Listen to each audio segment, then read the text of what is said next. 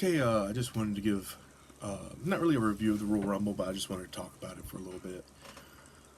I see a lot of people are really pleasantly surprised, happy with the way the Rumble turned out.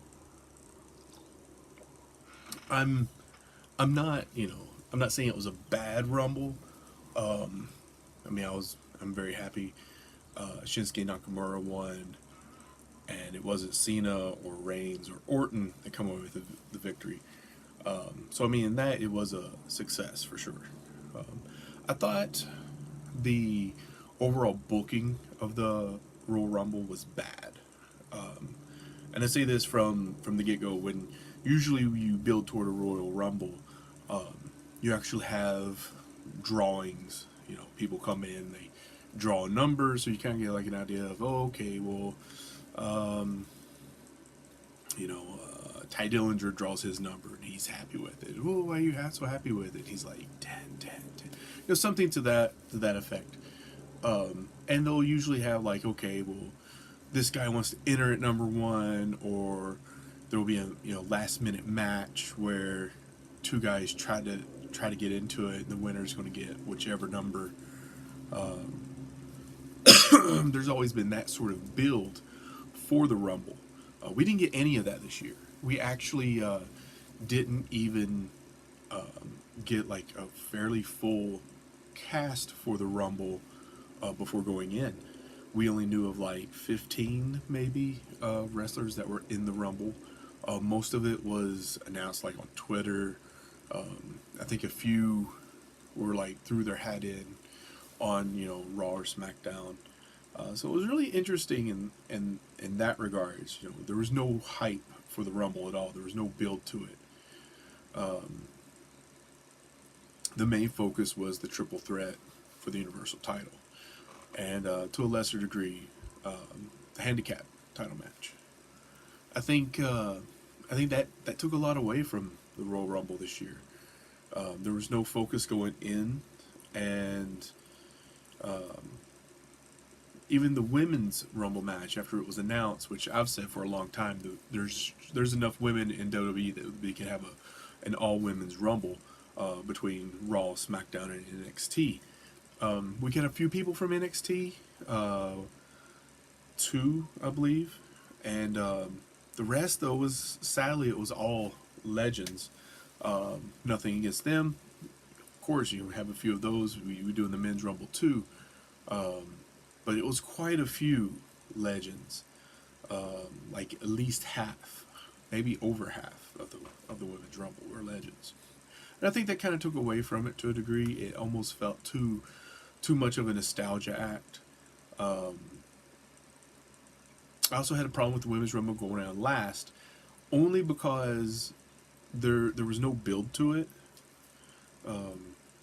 We've there's no investment, and for the last couple years, the women's division has been roughly like 6 to 8 women per show, and for Raw, it's a 3 hour show, and you have the same women's match every week, every other week, and the investment level is really small because you gotta have some good storylines, you have to have some good matches, you have to have something going in to build an investment, and I don't think it was there for the women's. I think the closest thing there was just a natural want to see Nia Jax participate in the women's Rumble. I mean, hands down, she should have been the favorite to win. Um, yeah, it's really for their very first Rumble with no real investment in anyone in particular. Like I mean, there's been the on again, off again Nia Alexa Bliss story, which I mean there was really not much build for that going into this. I can't think of anyone in particular who has um, a good story build. Like they just need this win to challenge for the title. So I mean, it's those things are kind of lacking. Um, and like I said, with all the nostalgia acts that were in it, I think the women's match probably would have been best going on first. It was a Royal Rumble match itself, and it would have been a good way to like get hyped into the pay per view.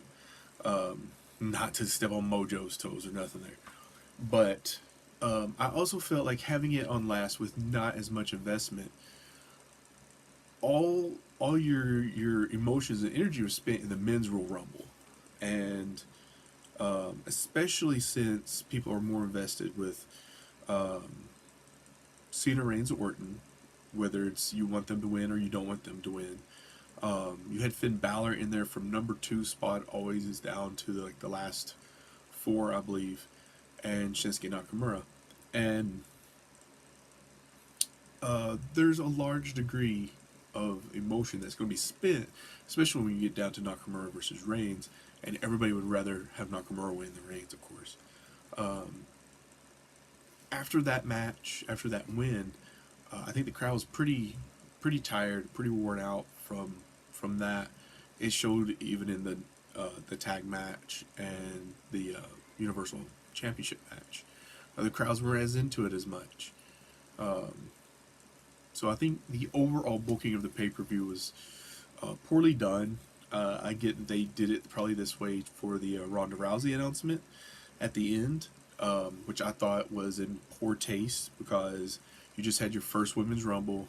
Asuka won. That should have been Asuka's moment. Asuka and the two champions moment, and left it at that. Maybe they didn't need to announce Ronda at that time. In my opinion, they could have done a special announcement on the network saying that they just acquired a huge talent, had a press conference.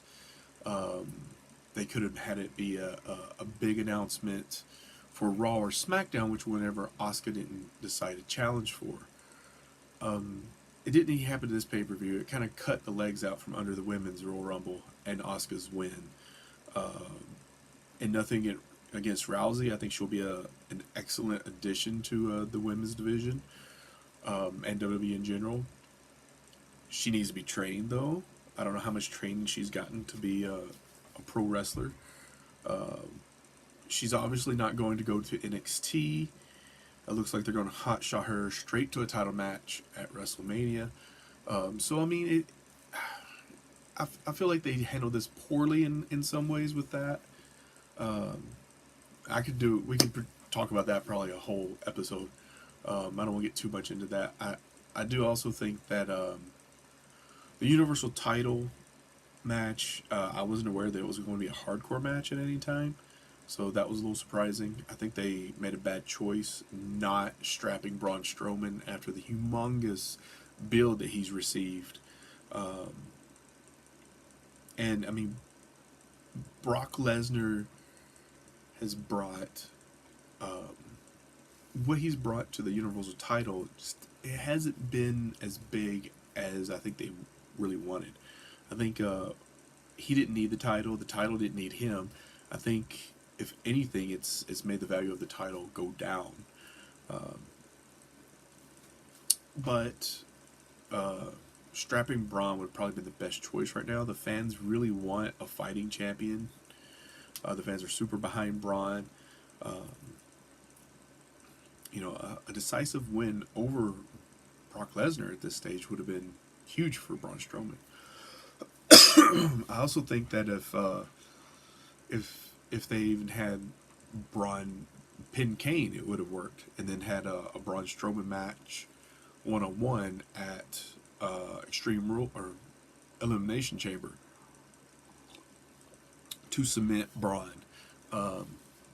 Apparently, they're going to go ahead with Roman versus Brock at WrestleMania. I guess we'll see the build of that starting tonight, which is I'm not thrilled about that. I don't know anybody that really is thrilled about that. Roman's response in the Rumble pretty much says it all. Yeah, I think they missed the ball on that one. The handicap world title match, WWE title match. I'm still kind of dumbfounded why we even had that match. I think if they had wanted to go a co-champion route, it would have worked for WrestleMania and had the implosion of that, and then both of them either fighting each other or a triple threat or a fatal four way. It could have gone any which way if they wanted to do that. Um, Obviously, they decided to do Nakamura versus AJ Styles, which I kind of feel like it's pandering because, for one, I mean they do know the fans want it. I would say the hardcore fans, not the casual fans, because I think if you're a casual fan and you're watching and you see the build that Nakamura has had, you wouldn't be overly enthused about him. Um, they've had very mediocre feuds with Nakamura. Um, his title feud with Shinsuke was not even main event. They kind of overshadowed that with Shane McMahon. So, in that regard, I don't feel like Shinsuke had a proper story build going into any of this. Um, I think the bigger storyline would have been Finn Balor, who was the first Universal Champion, and his fight back toward that title.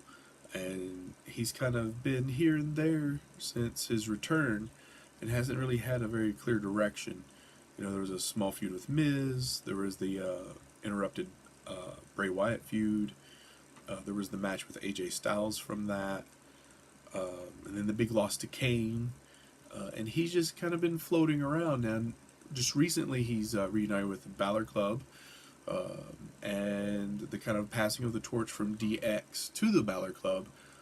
So I felt like he had a better build toward winning the Rumble, and then challenging Brock or whoever would be the Universal Champion. If he fought, Brock versus Balor at WrestleMania would have been a much better underdog story than Roman Reigns for sure.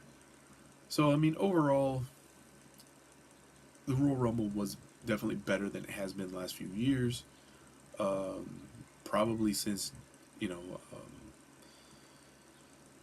I don't know, definitely since Batista and Roman Reigns wins and Randy Orton's win last year, which was just cop outs. So better. I think the first half of the men's Rumble was excellent. Really, it was just the later half that I wasn't too actually thrilled about. Um, just the strange overall booking from top to bottom of the pay-per-view. I think that could have helped a lot if they'd done that better. I don't want to go into too much detail with the review here, so I guess we will see where it goes from here. Definitely not the show that I would have booked.